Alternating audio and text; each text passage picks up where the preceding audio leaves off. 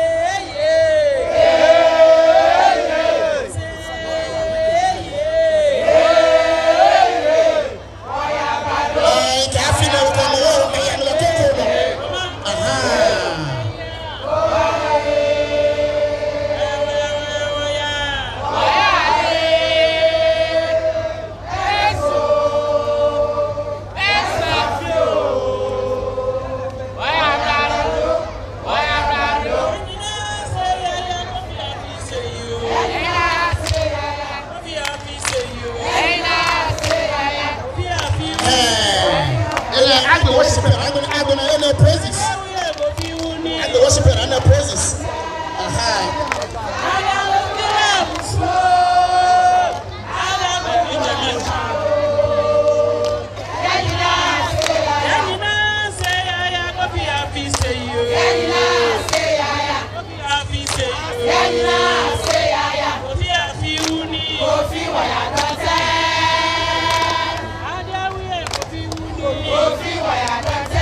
Look at the yes.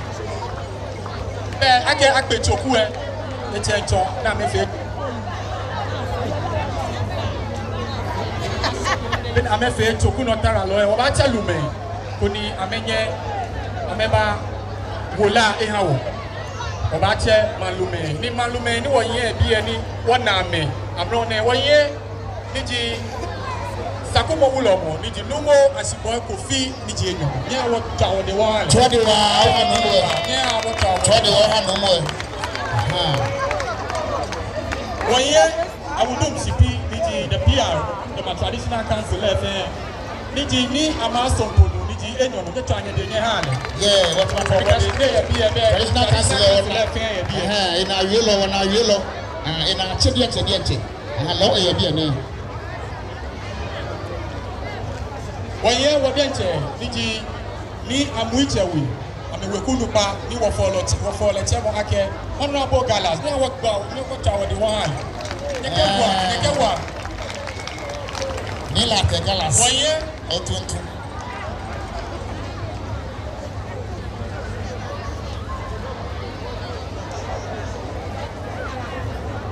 woye asafache ososo yesiam ni twa anye de nye ha ni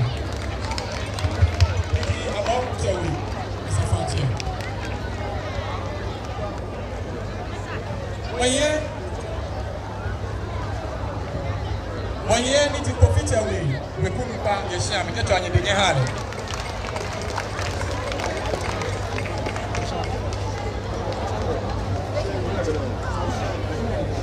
yeah abowe odupa okunupa ni mesa Arizona oje amena matamesi wo okamento abona gope na tetewe abodupa ati nubo oko oh lord ledi okunupa fusedi ate abamu kote sakawe onupa ledi yamino Mama Paul ledi sakawe onupa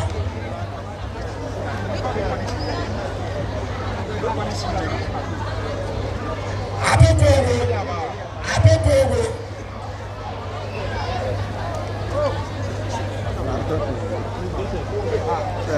Nei abebewe bi yewote abiyebi ene kakabawe le wo yewote abe ajaklowe yebi papa chewe abonadi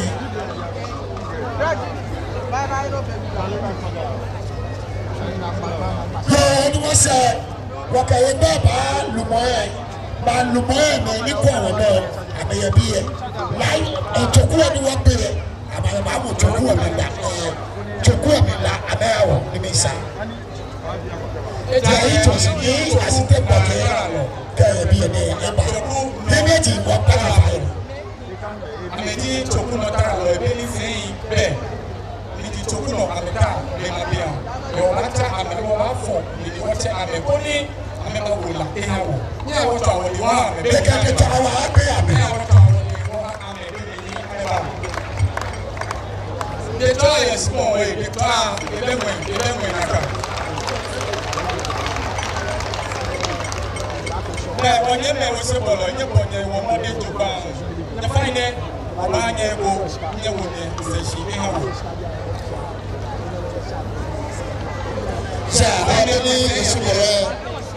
Ni osibore ya oto de wa me ni amaye to say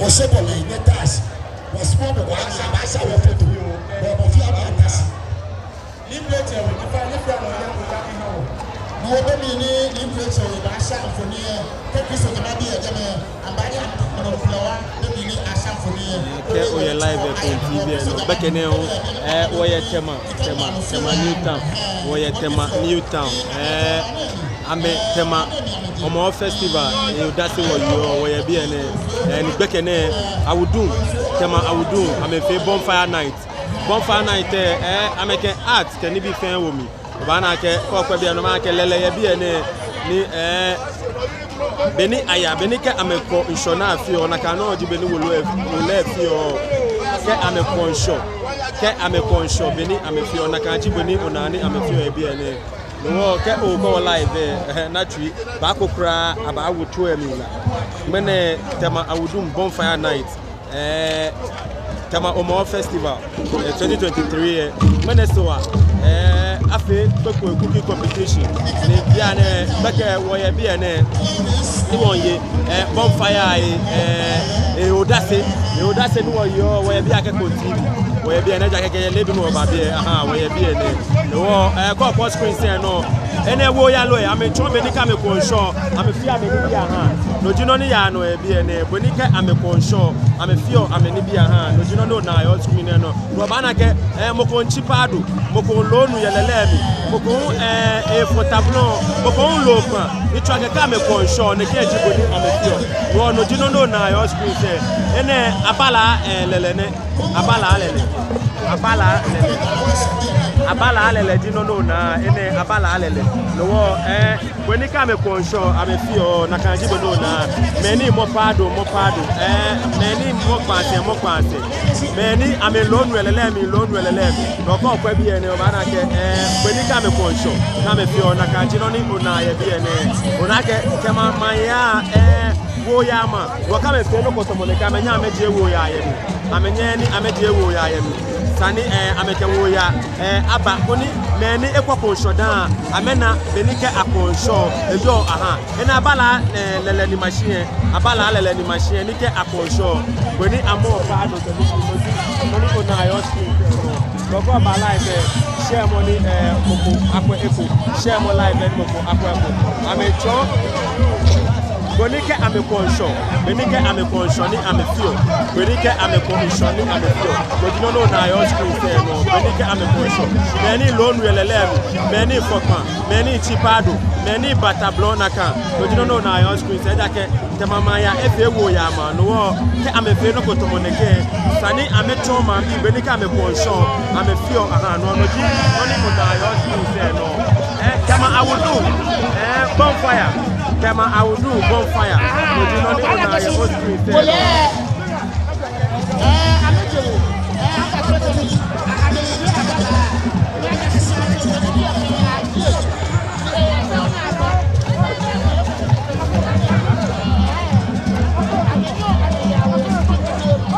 No, get all your live there. Share more video ni moko akwa eko. Share more video ni moko akwa eko. Wole when you get amekonsho na amefio no you don't know na your screen say no. When you get amekonsho bia na amekleke agbe abala ni twa kebe akleke agbe abala ni twa kebe akleke. No you don't know na your screen say no. Echencho bonfire no dey won no yo bia aba wo chu emi la. Ni bi ni yo se aba fake trauma bi. Ni bi ni yo se aba fake trauma bi. Ni wo ọba kwata ọba na kokome enyo ni wakele ba agbatani n'ejo wo no ya no kote ye bi ene ejo wo no ya no chue na ba wo mi la no jino no na yo space no chue na ba wo mi la no jino no na yo space no jino no na ye o space no chue na ba wo mi la ko kwa bi ona ke na ye bi ene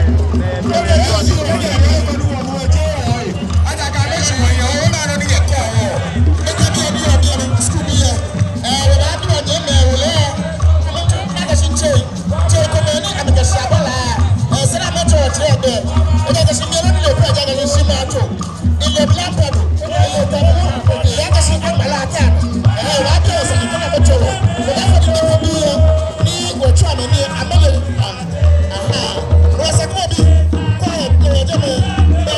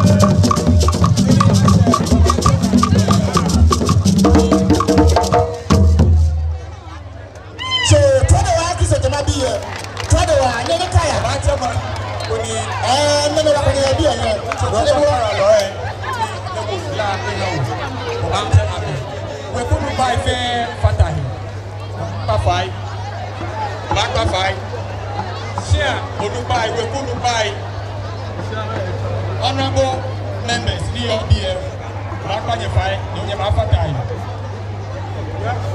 Honorable Yohani Amashi, they will find a saying you will say, any imaging, Tara, Ame Kuku, will find a Shimano. Honorable Isaac Ashaki, that thing, will find a water, will say you will say. When you need Pasudromo, is sharing. Obolu FM, hotel, many lele, Eji Monita, Nuwa la Diosa, Kono 2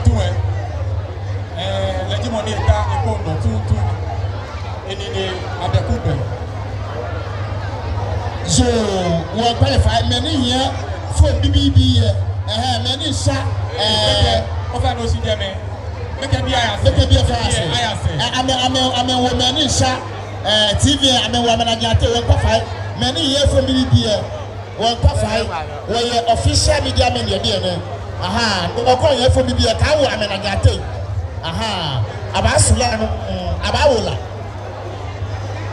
What on the new Tema festival.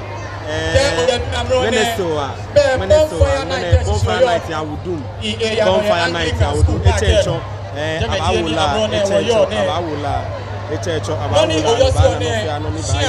Awudun Sia, Jimmy, Fede Pome, ni Amekeba, Benone, Sia, no, your fair, Awudun, Motemo, J. Ehauna, Joe, J. Ehauna, ni Wana, again, ni fair. So, do a man if I found a baby, any Abaula. Rabata Malume for Koni Ababen, Ayao, Koni Ambaula. Aha. Put a bank a lie. What are the lie? Ambaula, Ambassador, Kotoka, one to more action.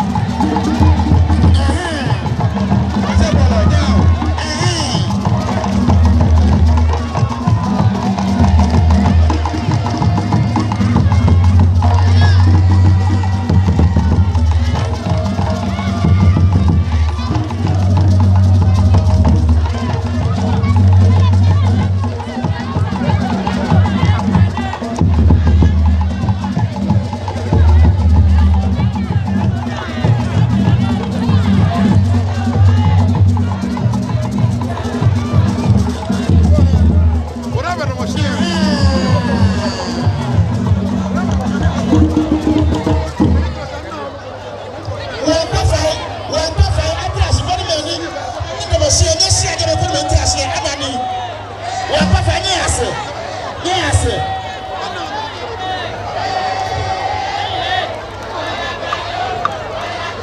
wọ́n kọ́ fà mọ́ ní ọ̀tún wọ́kọ̀ akẹ́dọ́kọ̀ pẹ̀tẹ́ wọ́kọ̀ ọ̀dẹ̀ ọ̀dẹ̀ kẹsì ọ̀bà kẹsì ẹ̀yẹ́ ṣí àmàyẹ̀ kó dà mẹ́nà ní wọ́n kẹ́ ṣí àwọn òdìyẹ fẹ́ wọ́n tẹ̀sí wọ́n mọ́ ní ọ̀bá bí ẹ̀dẹ̀ ní ọ̀bá ní kò tún ẹ̀dẹ̀ mẹ́ síjọ́ mi kọ́ ní anamí àfihàn wọ́n kọ́ ẹ̀fà yìí wọ́n kọ́ ẹ̀fà máa tẹ̀sí yes wọ́n fẹ́ máa tẹ̀sí à wọ́n fẹ́ máa tẹ̀sí à tó ṣe yìí nìkẹ́ níbo wọ́n kọ́ ẹ̀rọ wọ́n ní ma ó gbà á kálá bá kó ní ẹ̀kú sanó gbà kó o yìí ma gbẹ wọ́n kẹ́kẹ́ mọ́lẹ̀ kẹ́ wọ́n bẹ̀ yẹn bí yẹn lọ.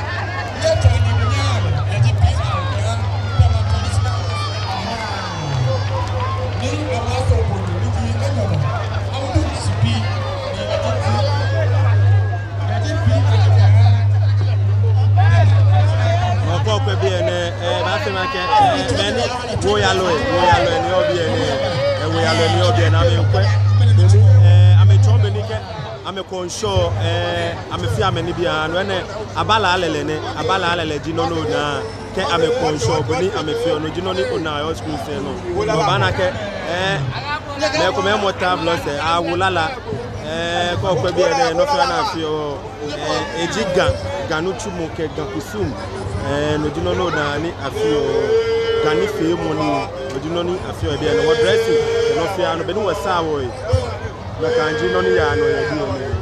Kanji noni ya no ebi na kanji noni ya no ebi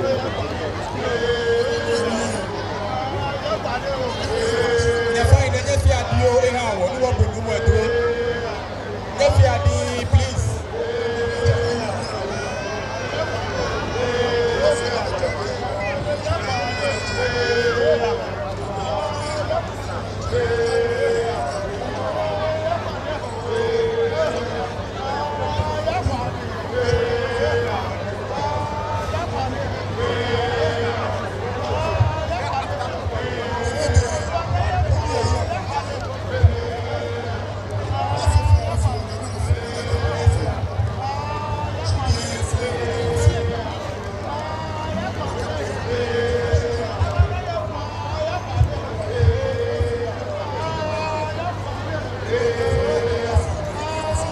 ke okwabia no na ke awula agbene no agbene hwemo ni bi na ayo na ba fe echencho aba fe fe hwemo ni na ayo echencho ba fe fe okwabia no na ke la echo wa de nche la echo wa che na ke wula je che bibi no la ni machine je la bibio echo wa de nche no ko live no shemo ene tema Homowo festival bonfire night no dino no na bonfire night no dino ni ona your screen say no bonfire night no dino no na your screen say me to boni to wa wi I don't what is no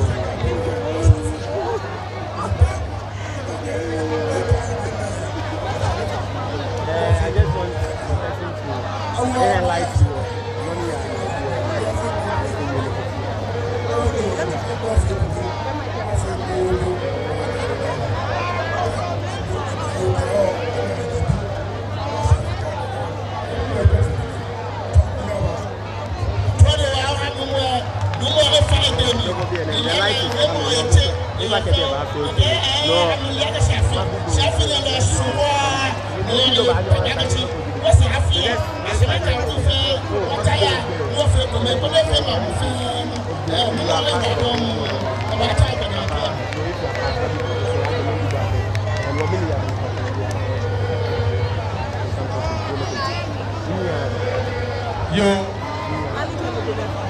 Yo, man. Oba da no mwesi. Eni ase. Alright. Oba sheshe mo kobi. Wole ake play ma shemo e baba oye. Fimene wona na keshe mo. Ni wona Monday, Tuesday keni. Wona answer we chie keni. Keno ji wosi pe shemo. Oba sheshe mo wonye pape bibio. Wonye timi nyamale. Wonye ayakina sha baba. Wonye keni. Yo bro. Oba che Koni abashe pape bibio eawo pape bibio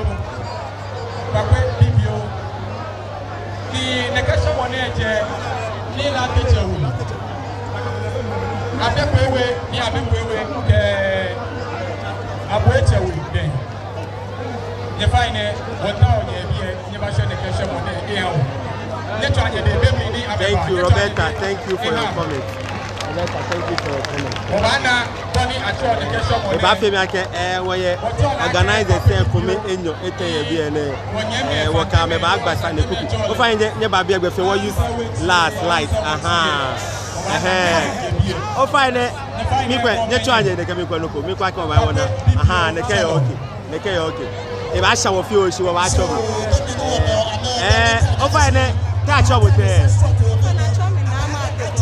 na ma atiko Ojeni saka ko fa ni bo o koko aya o jame hia ko feature wu e ba fe me ake ngene ake bonfire Awudun bonfire mini jino ni poten wo na ya bi ene ike yo e ba je shishi first kuko beni yo ake afifa for your Homowo e wa fi ne wa for ojo ma ke isani wo ke loko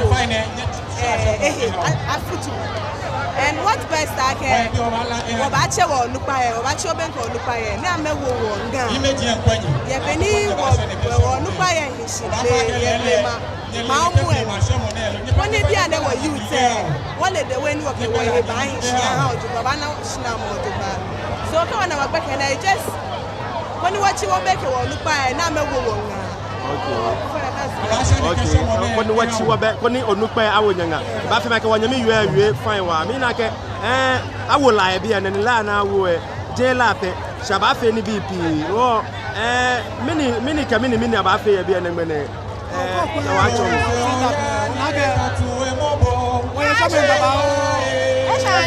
shawo shi to ba fe ke wo ke o ba do mo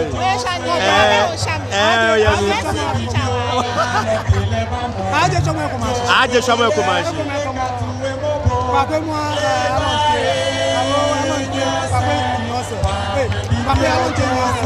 Lala aje chemida ko le lala la mo. O le lala la mo si. Chemo ti ake. Kwa pe bi ojofre. Alo tele ni ose. Wo ye be na sha mama. Wo ye dakomo. We just want to play ma no manu no nya you ohihie ojogba the whole ideology eji blame abenike jena na afion kola na ke cash na ta de cash na ke show na ka pepepe oh okay no miniji no nya ko tema ke Ghana bi fe ke gadang me bi ni kwanya ko TV no Pitri no no ko Ghana bi ko TV ko me fe mo ya kama sati wa wa ni za won ta wala wana si mo wana ka ko lewa ko wa ni ko ba le ya ga we kashi no ba wa fe pe ja ga ko ba cha wa ni ko wa ni me anu mo ni ni ba wana na me mo si ni ko ni fe ma ya wa ko ma shi ni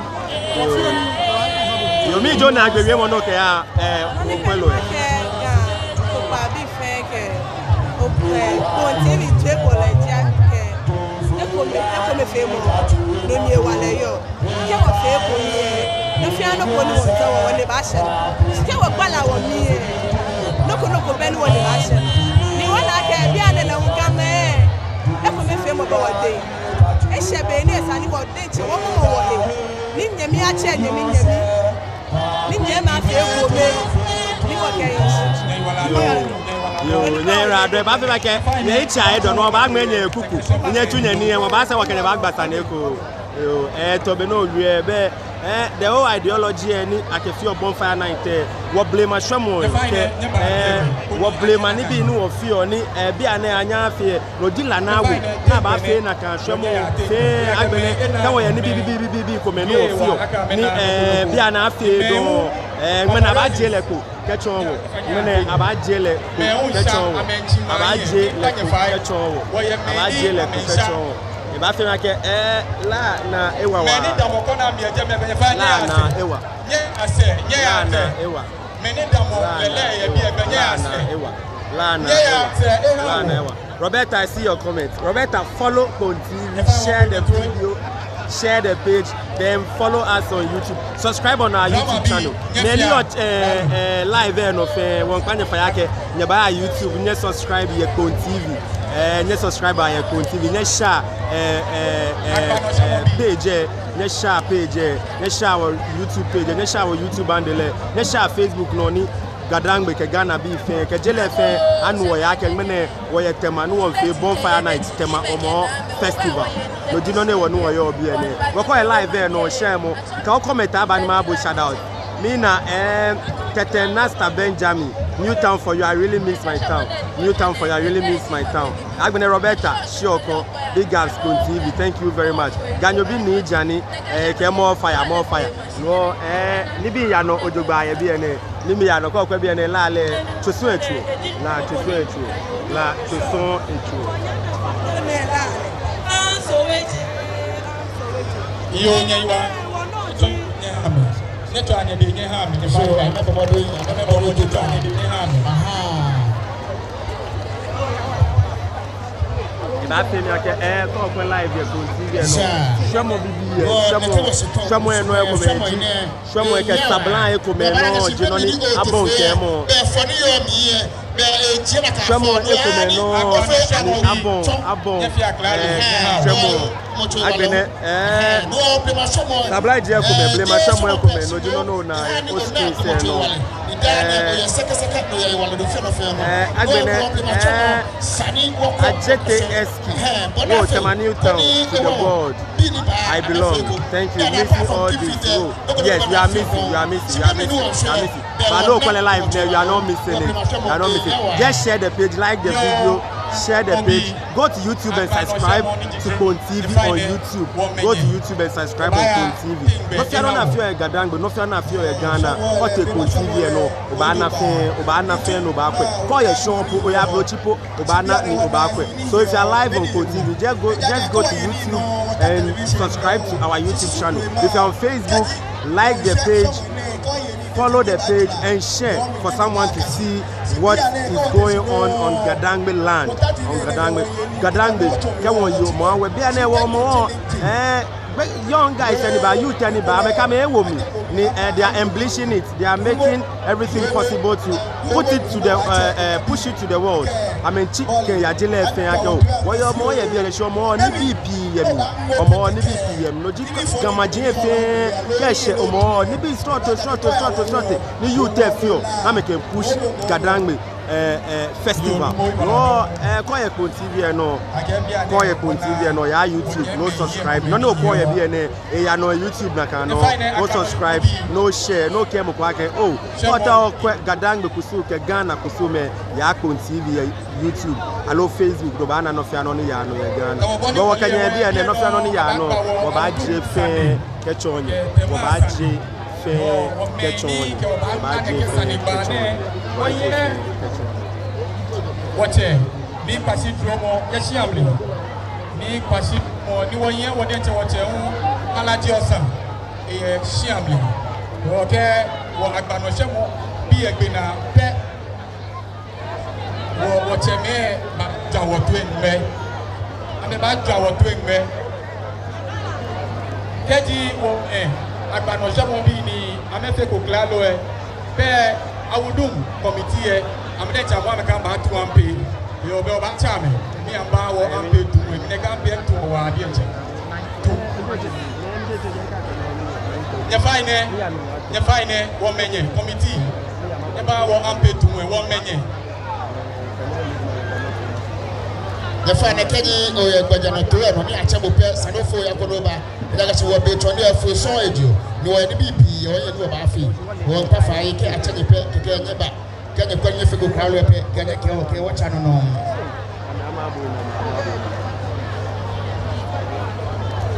Yeah, no, I'm out to Ampia. Come in, what you're here. Ampia, no, a G.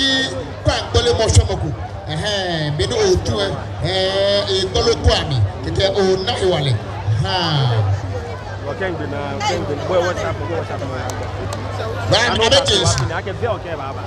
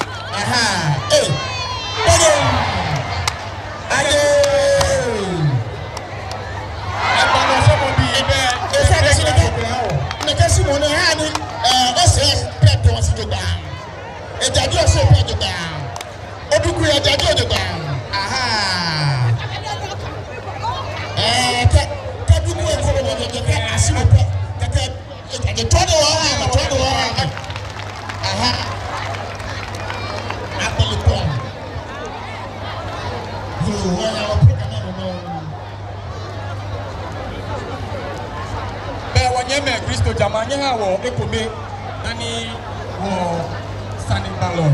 Hello, Sandy. Yeah, many battle. I'm out to the Kuni and guest. Every single year, I'm out to the Jama. Okay, of course, Prince. Nana konupe fe amefe ameyebie.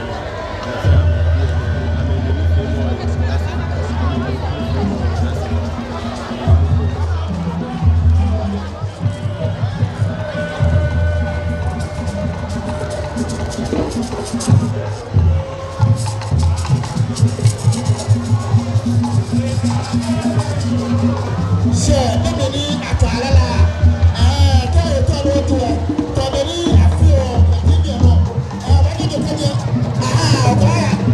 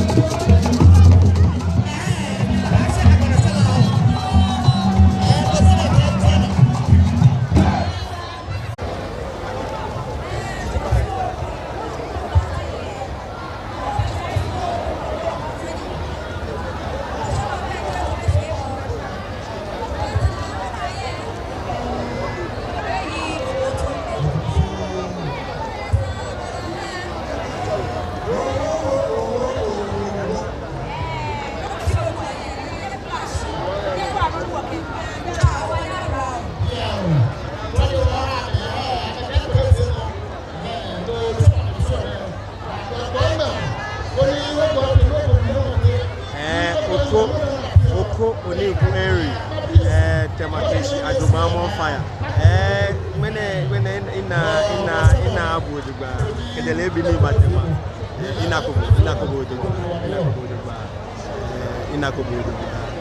Sadama na Awudun mashibi ene ke lebi ni batama ina ko oko oni ko ina ko Sadama na Awudun mashibi Katanesta Benjamin Tema Newton you do Tema Newton you do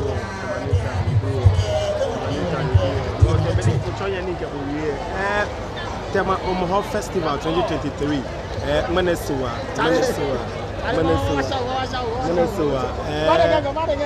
Menesuwa Awudun bonfire night na menje wogadangbe hwemoi ke wo sublime ke wo ngamo wono fiano ni ke je blema ni afio ni bia na bi nye fe na kan bi amenje fe ke nchon mene woko bana ke mene proje nche bia tetepo na ata sembe bia ene stone ni mo fia mo tantra ke blema ka ba ata de sa atashipon ni abolio koklo naka na shonte ke fonshi naka jibo no na e bi ene ko bi ene na ke abole koklo attache no na attache shipon bi e fe koklo attache bi e fe naka jibo na attache bi e fe koklo naka jino no na e bi ene na e bi ene no woblema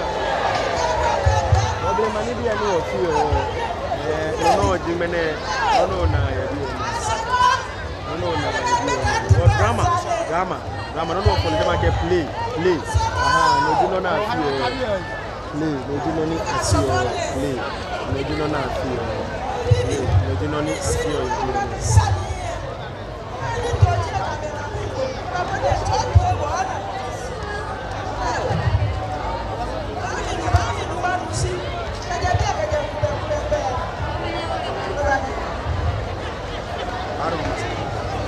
Move with me.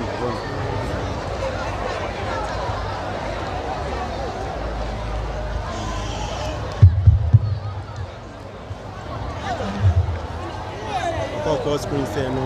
Drama, Jino no na ni afio. Drama, Jino ni afio.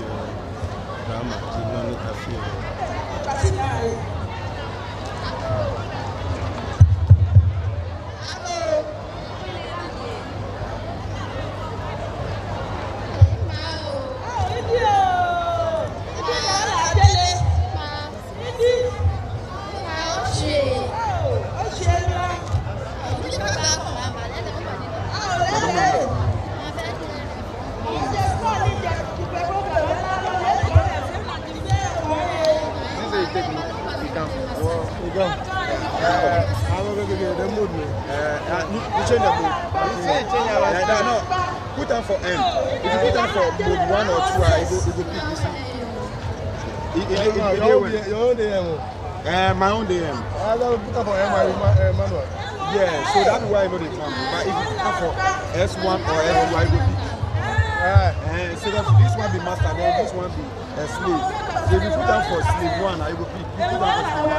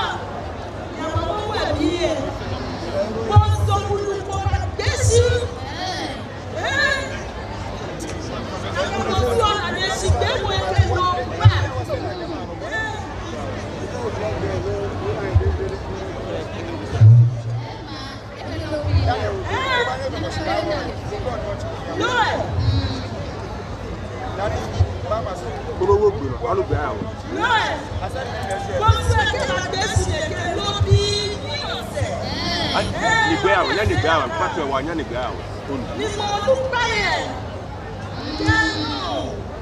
Sa na se gba ju. Ame no go so ye.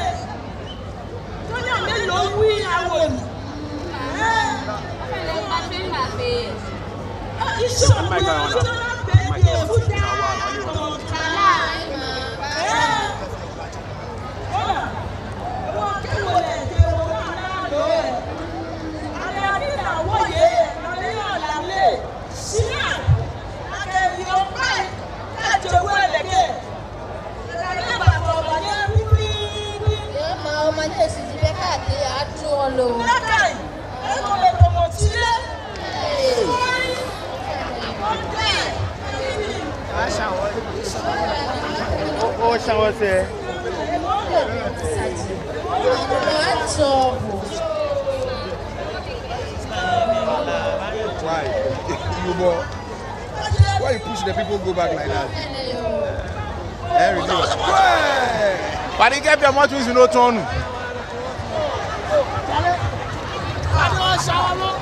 And I shall and I can never buy and I shall cash and I can no can man where Babashi. It can use your mom cash with the top.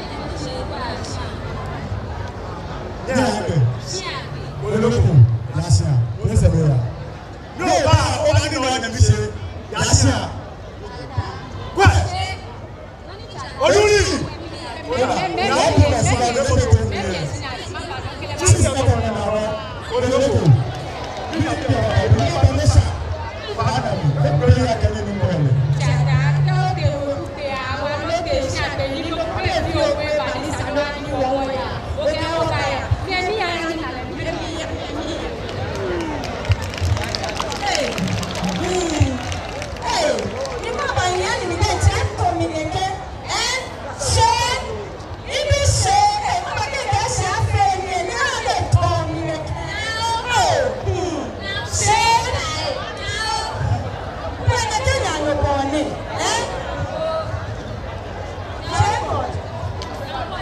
Danny? No.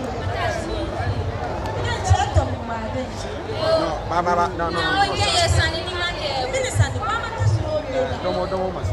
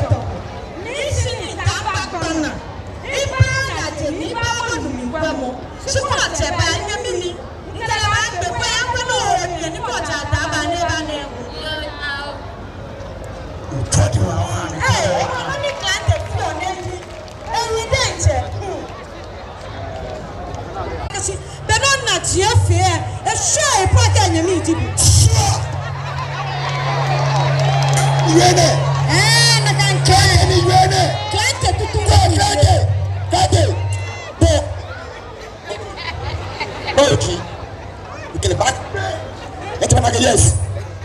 You can make me. You know, you can't make it. Oh, where, have it tomorrow? Be a joke. When I can put it in no tree door, it's someone who can fetch you. Dante, Opo, and the book. If I can the wall, Shannon here, what does Shannon? What does Shannon? You know, Chabano Chabas, well, I can name my point. Said to him, you're the church on in the town one now. Let me see my no fear, I make it a no banana. Yeah, get out. Banana. Let not say to him. When they cheese can be here.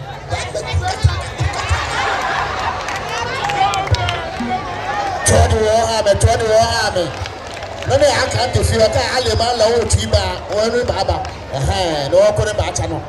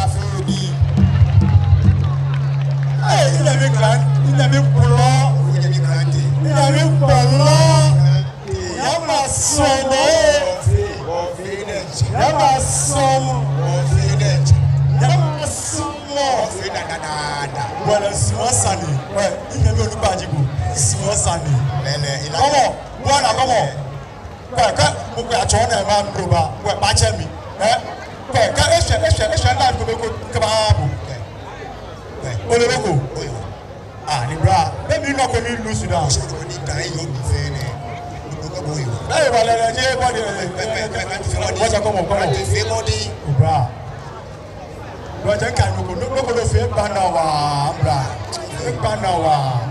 I'm going to take a man who make a Jada, the camera is all I can upon this. I can move to the top and then to put a Jenaka. Oh,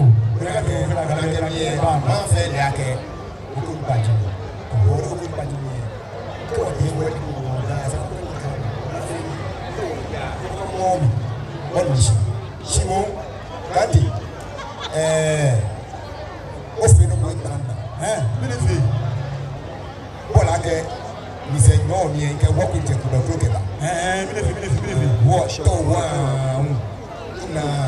Maybe shake a miake. Yeah, I wore a son. You wore England. Ofane, Kalaka war, Kalaka war, you know the man, and Yabahami. Obi shake, I take that. You tell me the party for me. You can't go over the party for me. I'm going to become a cabinet. I don't know if you want to stay with the music. I don't know if you know about it. Oh, I'm sorry.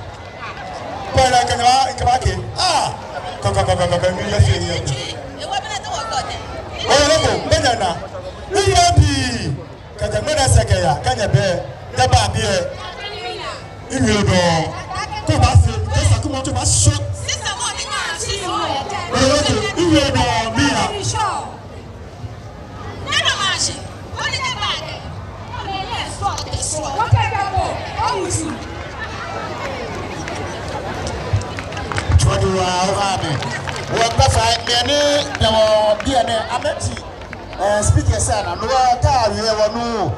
Yes, a few.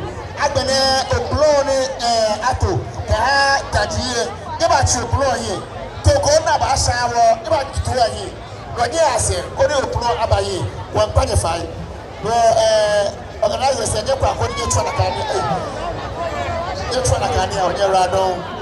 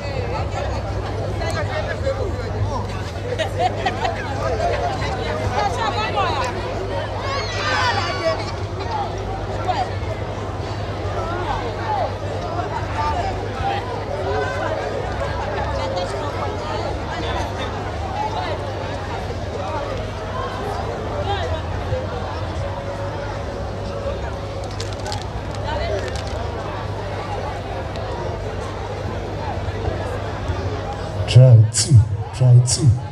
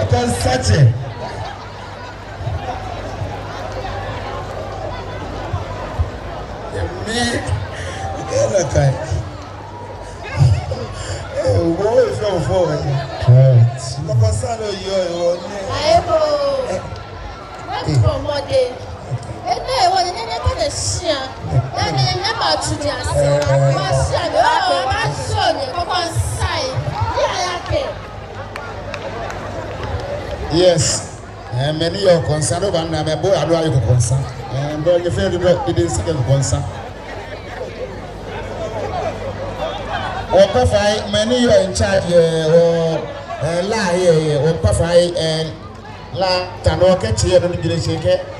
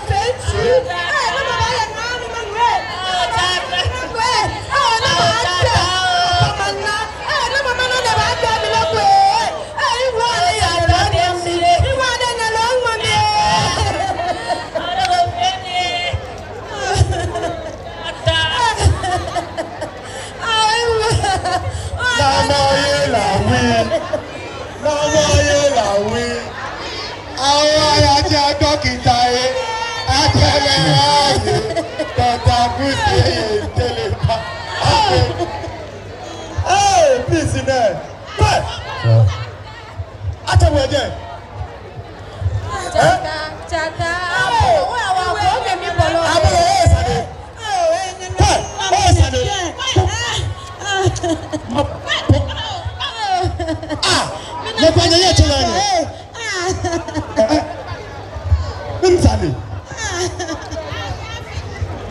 Mina go tell you. And then I tell you just why. Hey. I'm French. Hey. Well, open mana. I don't think any that you know. Bomb the Tema can never go.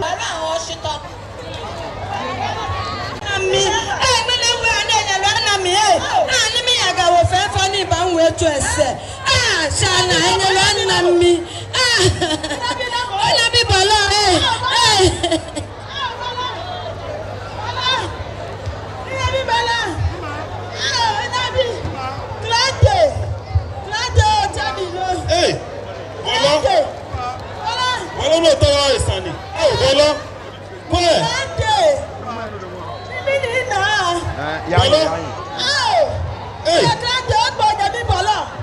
Hey. Hey. Ima, odoleko. Bari ke mango ba shale no ni cha do. Oh, inya maya mi, lo nya ba no mi. Oh, man, I can't.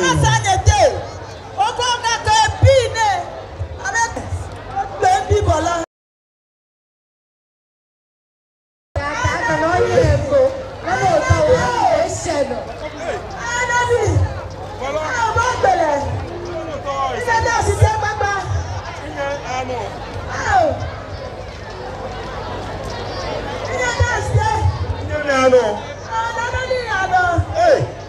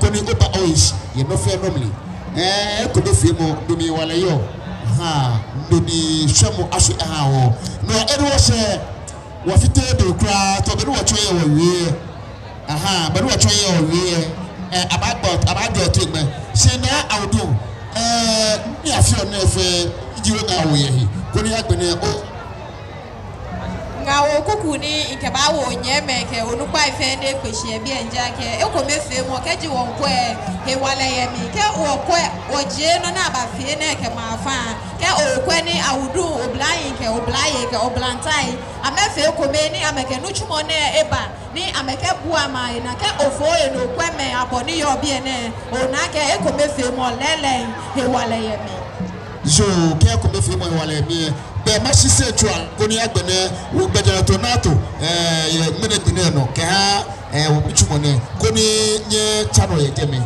yo we rado ye fai na hene wo she abagba wo Tema ke Awudun sani ni onupa ni ba nye wo hie ni akagba wo ne kesa ne leji ni kwashi dromo ke numo halajiosa ni kwashi dromo ba agba wo ma bomo eminsani boni fe ni wo baje Tema e boni fe ni ana Awudun ke akuche ni wo yo ye Awudun menekene koni numo halajiosa hu egba wo ile nika Awudun ke Tema ma mu efe ke je blema ke bashi shi ne ni wo yo olololo afine mi e wo ba twa wo de ni wo ke ne ke egbene ayin meji ni abehe amese ni ameke wo aya sani ba wo ba pa fa ni wo ofe otu eshi koni otu otu so count eshi koni otu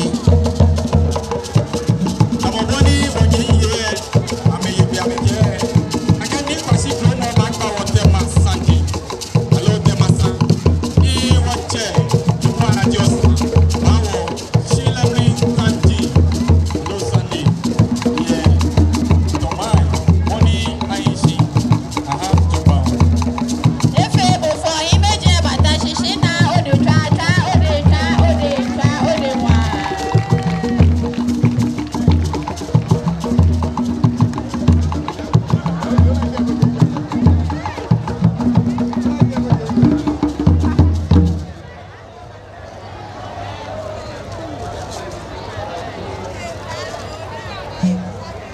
ago chemega nyeme ne wa kisia bia na imanya do manye abena ho me ha nya afi o afi na apre wo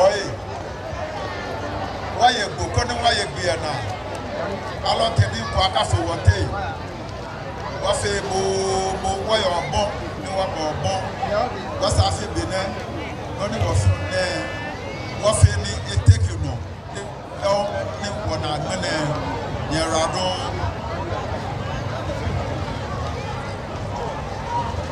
men kanya meni anai ba pesi e bia na weku yiche ke weku me fe mi banya do manye kekre mada bele to banya no nes ya be shoni namo ke ha he na abo abo ya afi beje na camera don ka okwe Tema eji man kome keme kome se woye akute wudi enyo ne ka akute wudi enyo na eji ashama ke Awudun ne ya Awudun woye Awudun de chada no woye shian no maka etani fi o Awudun ye na ka shian no ka na emre ami edwe fi o Awudun toku ena ne shian beti afa Awudun waji ye fa na ni to na ya ngabi anu amona wo abekwewe agbowe ajakwewe abokochewe amoichewe ni afrowe kabanwe powulu no latechewe papa chewe saka petewe yo echo shishi kofi chewe She and if you are going to go and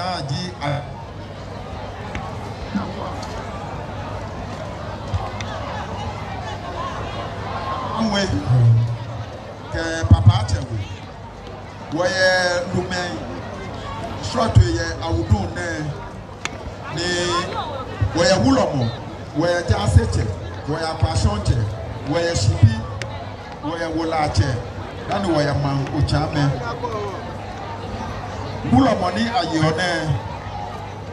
ayo ye shine ete amriye Awudun ne kente money ye Wulomo ni woleji gobo asite kotre eja mu ichewe nomo asiwa kofi nomo square baadi eje amoko chewe nomo amadenso eje agbowe ni sepene benmo asiwa kofi lewu eje amuichewe obenu oyo ne amuichewe sia me eten me eno eton hiye Wulomo omobo dani ebase nombo asiwa kofi no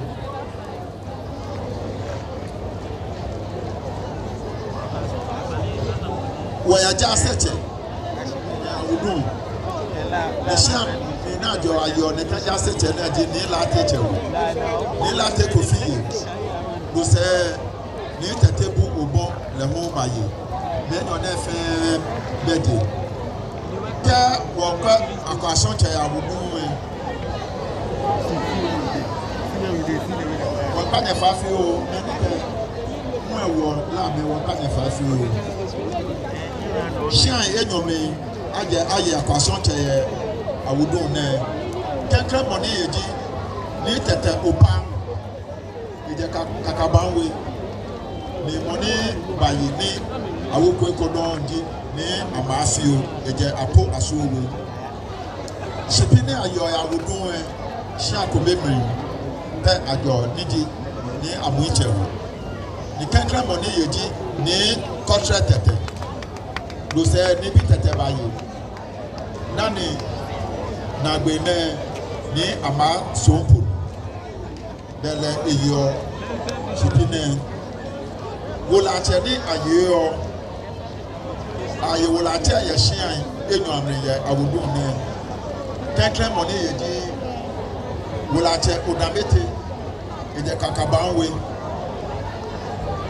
le shige gomo wola che aiki bayi eje yo itoishi she wola che aiki etuwo elutumo egbe na apale don apale ni asite gboje ni je yo itoishi no bayi wola che ni esien na ni wola che odamete ni kakaba ami yo wola che ne ma o chambe na yo ayo ye shi akobe mi ye temane niji agbowe kanka money ochame ashaku eye ochame eha dama manteni ajete ansane wolela ake o'clock ofie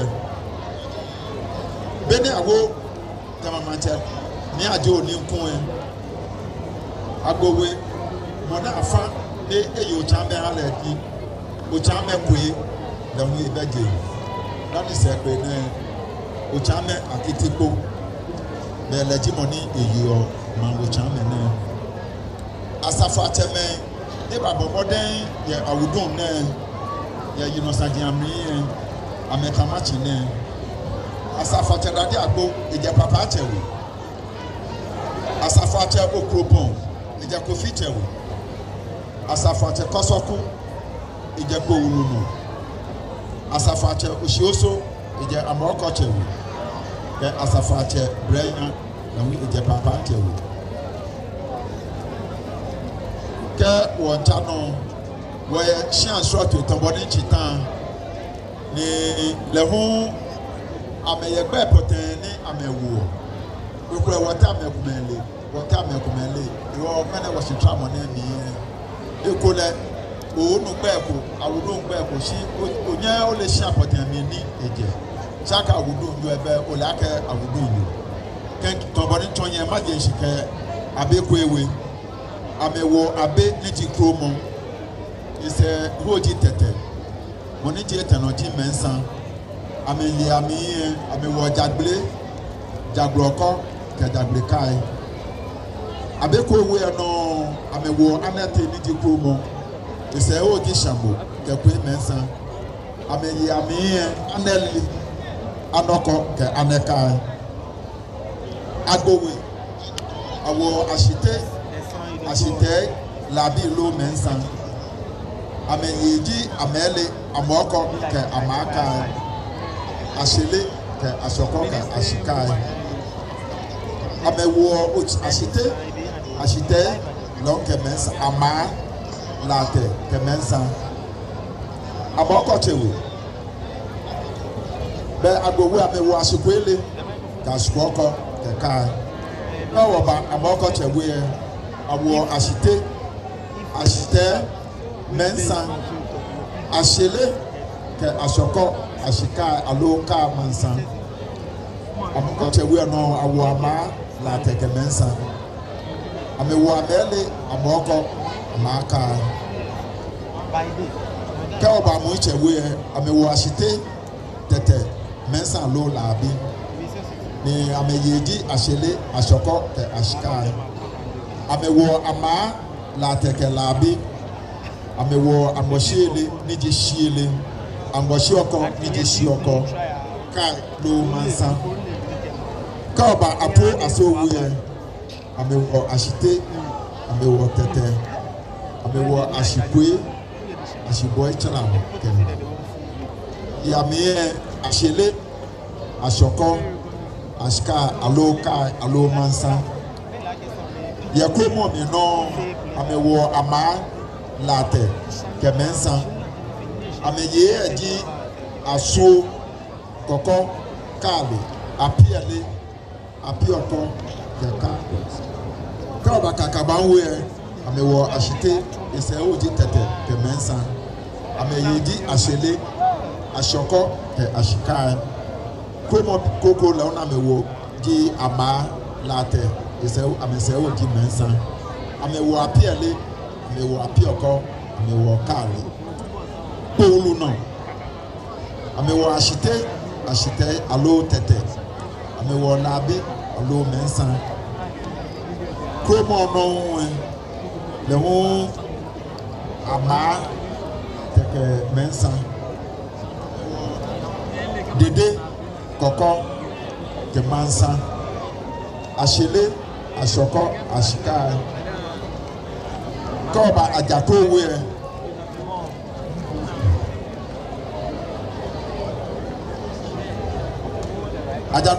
amewo ashite tete alo mensa niji meteno ameyeji amushile alo ashele ashoko ashika amoshile niji shile shioko kekai jameno awo ama late ke labi alo mensa amewo akete ablo ke mensa ni ameyeji ajele ajoko ajekai alo atwe ayoko kekai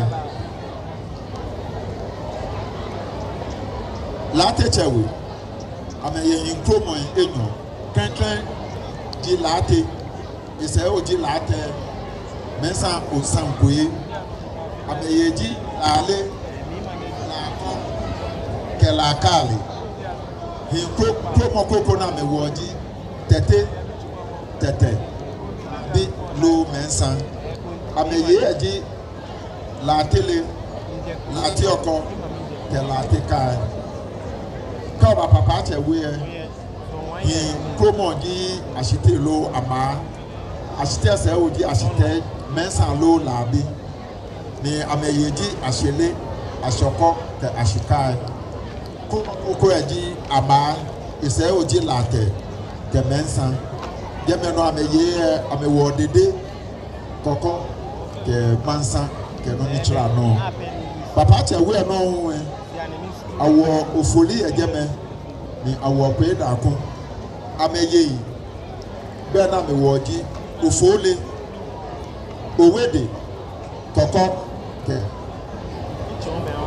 kawo basanka pete we amewo mama se oji tete ke kodi ameyeji amele amoko keka alo amaka komo koko huna mewoji mate ise oji tete ke mensa amewo mate ki alo loye mate ko keka ko ba yo icho shishi amewo ashite ise oji ashite ke mensa alo labi ameye aji ashile ashoko ke ashikai komo koko ni agbe na wo ye yo icho eshiji ama late labi ameyeji amboshiele alo shiele alo shioko kali lo kai kofichewe amewo ajete amewo ajiete keke mensa ichano aje tete keke mensa di moni di tete amewo tete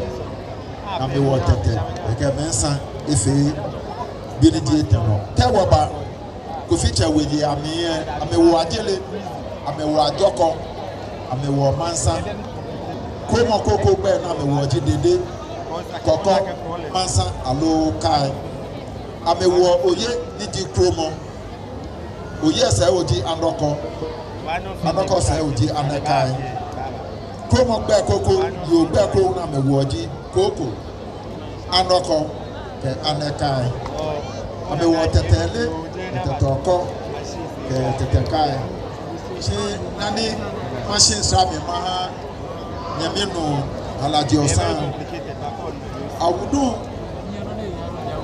loboko ni sini atole asite lobo ile aka wa ipi wonu be na asite lobo ne eji boko ni bafa awudun ke tema fe si edroko ni efe de ke fa tema ke awudun ma ewo tema mesele gbe yi awudun ni ametra ina ni situn le ka reho si tema ni abo akowa ni ato kawa ya dodo wagbe na kamande ato ejeme ato na kamake asite ne kama asite ni akowa ni ato ne awudun ni asite lobo le ato na kan akowa asite mi se sande ko be hundi ake wulomo ni asite kotre ne beni brofo meje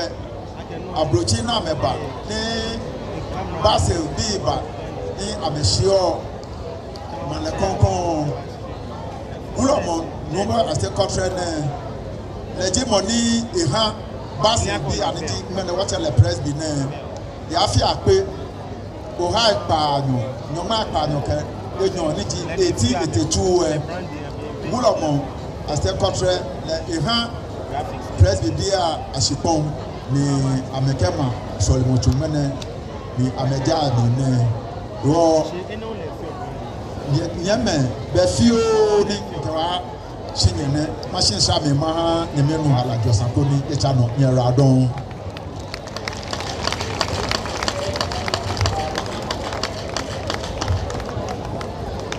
you enyeme kwa shidro mojula don Majia Cheme Jase ye Yemeji nke yemeji Oblayi Kemambi blue neba peshe ye Nimba mofemo de manye Yo nyejilo adon Mene imba na noko ni mona wa ni mewo profetia no kwa culture is dynamic culture is dynamic eleton ake watete opo ade ni fe mu etamo no ni tashi tigi no wa tola ke fa shi wa kusu ni ji tete ko bo ade ni fe mu etamo nsho eyi o ne fa ne yi o onupa meka anokwale ni drama aye no nkano amuna ya bi madam wene no ni madam ni to bejiano na eshi aka me yura don ameche watete ko bo ade ni fe mu ahi ni ene me ko ehe laje no amene ena ichendu efio kate tutu blema bia ninda ma fe ye mamomi masmo no kinle na ye mamomi ke a nenen kinle mi no yo na ba jesi ni ye hwemo mi aha wo me aye ko me fe mo aye su mo wabi wa mene ake suomo ni tutuko na yo wo me ani nakano suomo yo mene lo mene ni wona eba bo ahia bi ene o na aka mo fia mo Jesu mo kuku na kasa ni wa ishodo ba ni wo bla je ka ya mama mo ebe ko ni wo kwa ka ta me isha me hate wo ba kwa amani yelim ametua yelim bona me to me nchi ke bona me to amepote branch ni le me ha no se wo to ba ko ni wo bo ne to shidani ma wo ene le pa na enye se no bruta bi e lala la ko ni masmo ni mala na kan lala chuchu na abote made no ni ewe kuya we ku fele we wa ba pa ko ka na nyami no ka ko na le ke kwatu na shilemni ni wo yo e na shilemni ni wo yo ye bie shitutu be na yo ma mo mi ye nyami le mi onupa le peke lo onupa ona shilem papa ni ya mete yewo e ba le to ke kamo ko ya eko e ba ni hie bi e ha enyami me nene ni wo yo ne wo bi ake won fe na kan lo heto e ti da bi nyele noko mene awo jiji e mu tituba ko aye jiji aka o ye black alatus aloje na kai shikote ma momo mi ame ni na me ye titri jiji ka mo mi wonu o ye ko mene agbawo bi ni aje jiji ka mo wonu no aye titri ye ma momo e iye ni abani ye nimba inake atewu ni lele ba pleke je amoni lele shimo onake abala lele ni shalele ni aya shani aba ya mamamu ye no me aliya kanisha mope ni sha no be ko me aba tigidi amachi na me ni lo aba na ho wo no da na ho ya wo me nye na shi eduba mene ka ko ye jiji ko bie fun o mi fun e ka ke akoye ni nehi ka aye ke ko bo ade ni bi ahe woni ye li fatai nye se ne nka mo ko ye ne ka mi ake aka kusuwe inga kusu ndekeba ninka la ka o mbla kusu eje no moje e ka o da bi enu shisho duba ninka to nu shishite kusu nje no moje agbele sani ma to se lo duba me a Muslim Jimmy Lord Yaka Wawulu Abu Akeba Ninkala Imbla Belemobia no Kanye Blofuani no maka ona Ipope Madesa if you am a cool queen if you am a magi Bona fe na me kele ame to bang Ona nene Quran eke no maka Ipope Madesa if you am a cool queen ni if you am a magi Bona fe na me kele ame bang No aka kusuwe aka ku komlensu somo eni wo ba so ye bi ene wonjawo lo wajawo na tete ko po de somo ni mene me fedo shona mamobo miye ona boni awola ne to wo na anaka de mamobo mi to ku no tralo jenga ya yo shekuye ayasusu mahiye ni jeng ayasusu ni bi papa hiye mene bana kando toni ka nyame kwashi duo motashi ne ya mamamu emi ekona ya ngame enyo kwashi wo ya ngame enyo in ashaman kwashi ya Awudun ka ho ni eni ahamiye matwa kwashi Bana fe ni kwasi aba ni le nwa ye ni no ka ntuna ajeleke kwasi ba ka o anti ajele wo ho ni no ka wo ye anti dede ni emi keke wo ye anti ajele wo ni eni mene yele na kan ya bi e lo dabi no anka nya chuchu ko na babote made no miewe kweye we kufele we kwe na mene iwane dane ye ni yo mami fe ye ta ko ya mede ameka ta mahin kwaye no wa mesumo ta mahin alo gahin kwaye no amebe mansebi ameka banji shona beni ayema momo mi ebele na kai Eja ke mama mliye wanyeminu kwashi ka wanyeminu la te banya fake blana meti ni te balete bebi abatunga no nuwe muna to na bi US alelele po ababon US ababon le tumo fio o la fo ni ayo ata kwashi ya fo ni o ale fio Kati ya homoni ale dano ba onu lo ona bomo adesa no benko le ona ehemishe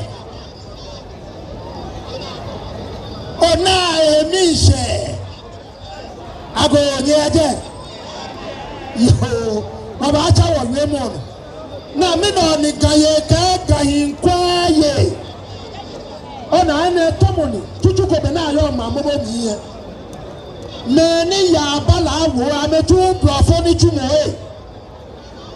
nínú wo keje wo ne asalo ene ba lo na ja enati mo ni ba lo ne atu lo ni mo ke ya ho lo kaka no se na mo ya yo ke ba mo haona mene bala na kan lo kaje te so na de ke na kai mo te fi o te ni ye kwa ka ye pa ye Kanye te shana ni yete amoni wona me ba kaka ye ya wole lo ame ho eno fo kaka kamu e mamana lo kame kaka kanu fo mu e mamana kan bashia kaka njeshika aka ho ni kobeko Davida eja ka yo baba ka bi ni wo ba fo sane wa fe ni na mokono na tola ka boshidi Yana yo shika de ka mama na lawe ka ba kwashia ala jera ka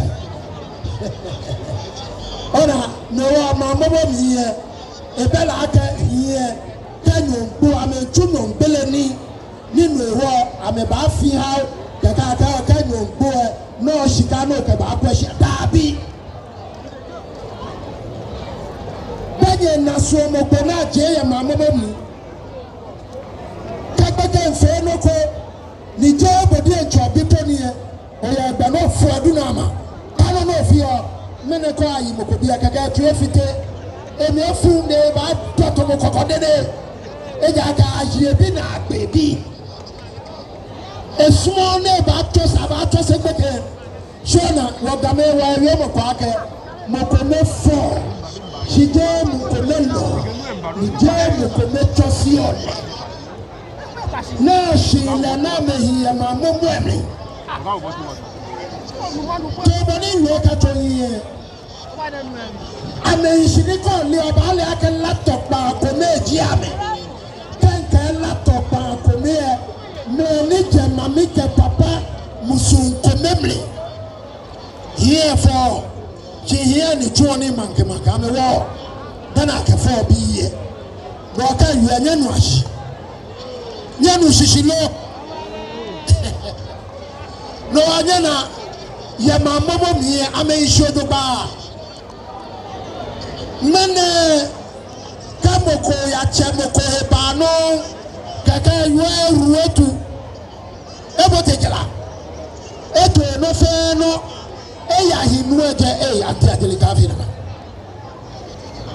na kan no abeni yue egbo kaka achemu aka eya afe ni ne kan gbe no sa no won pa fa mama mi ame shodo ba ameka me shitomo nyememe ni ameja musuko memli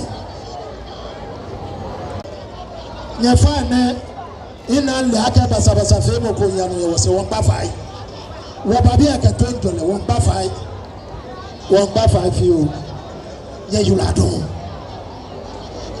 ona no wasa afie ni ato aligido ni ato apepe koni nyekpa ni nyegwa ni wakakai wotete ko bo ade ni femo dani mamu yemo na mene wakwa oblai ke oblai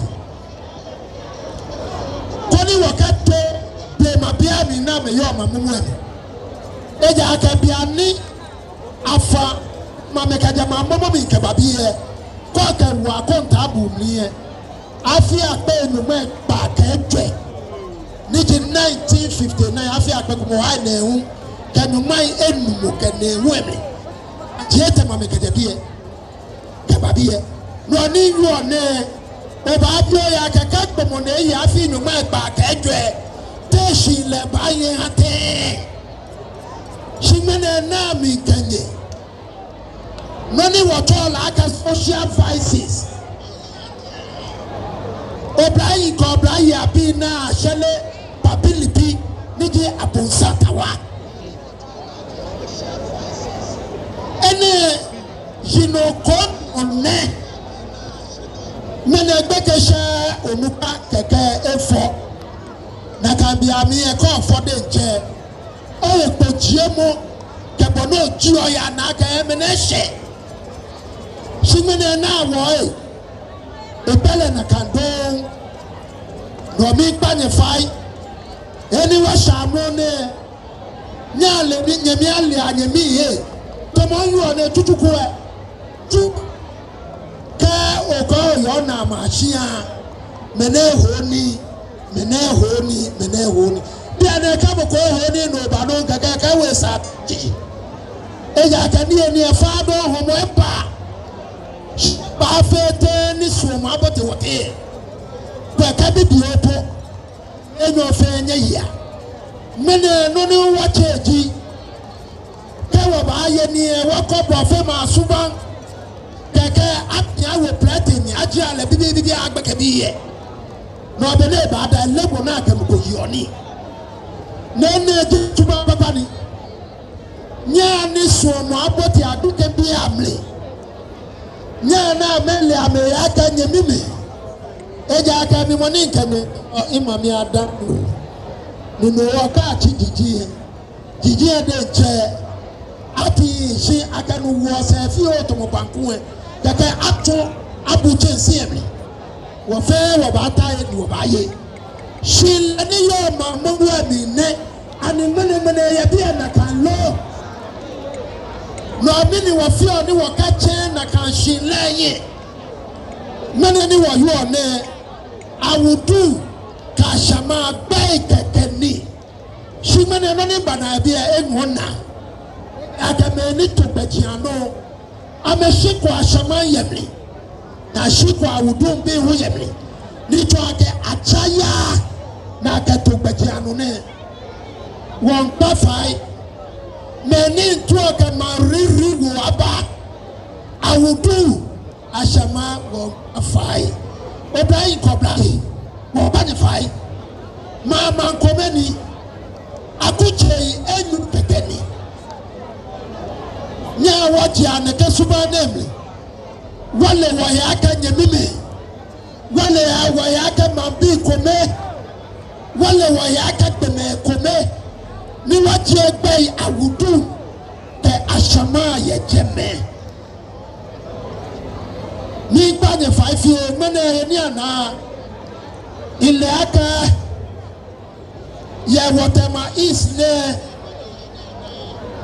moni wo man yi nyire lo His Excellency Nana Akufo-Addo elale ni le ba kwat ma baku ye na wo le be ya Tema is mene eyebie na kan no ji wa member of parliament no wonye ninu ni man bi e fo shi ame hale kete mlawo pe he ni ji wonye menu Honorable Isaac Ashai Odamte la way be mi pa me nyon e fai ake social vices lo suban fon kajemba fon ni we ne ameba akwa amehawo ina be we mo kwa ni kabawo ye no ebie ye mamomli ye tomo we ka toyi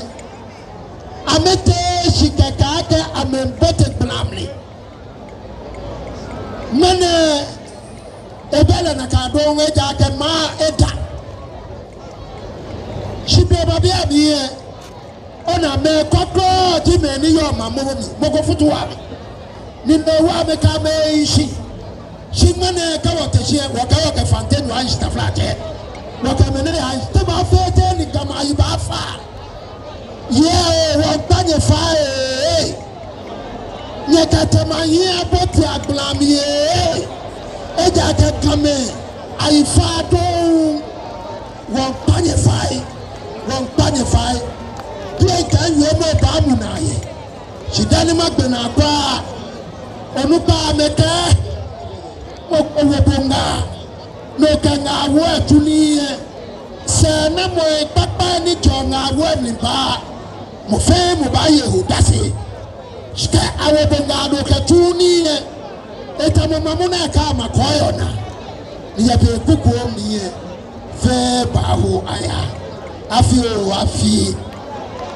aya ne ba ni na wo ba nhani na wo wo no waye koni waye diena alo tebi nko aka fo wote wasa pene wo trash pa ni wo blave abaswe wo yi be ka le gbeke onupa agbene no ni ba fe amomata pampi ko shan ya wala shile mi nyuma ya sejo nyuma adro wo kanina mo yeshurado nyetwa no manyaba Yao, nya ako. Nya watu awade wo. Nya watu awade wo ha ame. Ame bomode njoka. Ame ya wale Tema saji. MC ofane course no akode tomode. Iye o ibi enwo. Ya agbowo e ame ye agbe na be wo iwuli eko nidi abosiele wo chole siele leji komo si oko keke ka abene ni ko echewe lewo amehi komo na me gbe na me wo kote se wo di kote keke asi ameye di ade ni ki komo kuto oko kutoka abene promo koko na meguoji dikwe ise hoji amo keke afutu abeye ajinde awo keka nyeradon nwajo wo fe Cheme chofile ajonye ewo nyobon nyena jimfa momi afi jomo nyeche ehawo ni wose afi huwe nyenye kwa bagbasa ni neke nyeha woke ha nyeha wota wode wo ha me woke ha me joban nyeha woke ha me joban Cheme kenyeme ni me kename honorable members in your share name be kenya bana mi abi en be ji sakumo bi nje ni la techewu ni ese no ake mahanye noko fio be shikwe lala follow jimi ni ji traditional artist ni amrone mahanye noko fio tema ye aye fewa ya bi asiedu keteke odom ni amamfo anangbe anate anangbe wowolo tufuini amolepa ni efule DJ Yabi Abu Shakadibo Yabi Koto Pon Walk like that Yabi DJ Wabanya Waya DJ Waya Wabajan Shike Wombo Je no Sakumo be Lenny Iban Pele Lam, no, I guess a Dominic Nipi. She done it by no need to get all la. Well, Asafanya Brenya, Ikashi, Leono Kebawa, Pejagashi, ACL, Abona Gizzard, ye nepa pathway, Teteshi, no more from no small, Obanyani Oya Kokoni Oye, Leono Juni Ketio, and Nekanichimonese, Iradon, Asafanya Nabrenya, you are a don. DJ Ofano Walla, where Abene wapa faini ni stand sami ke okweni ni abeku ekoye je kemba wapa faini ni lala ya no koni wo fe wo chiwo le kono ye ni wo ke doko asa wona wo ba ya le shia na wo shia keji wo chogbe keke ochi obenke okono okay onupa ye ba je shikenklen wo ba pa onupa ya fai yo DJ Obani waya, find a one on Ohami. DJ Wolala no Ohami. DJ Wolala no Ohami. Chishito. Jimuni Mieli.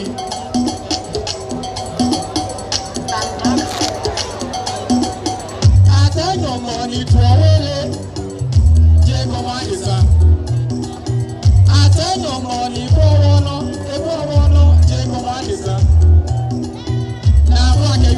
Fine, what to bet you? Koni, Abaha, Odupaye, Amedine, Odupaye, Amechi, Amekaji,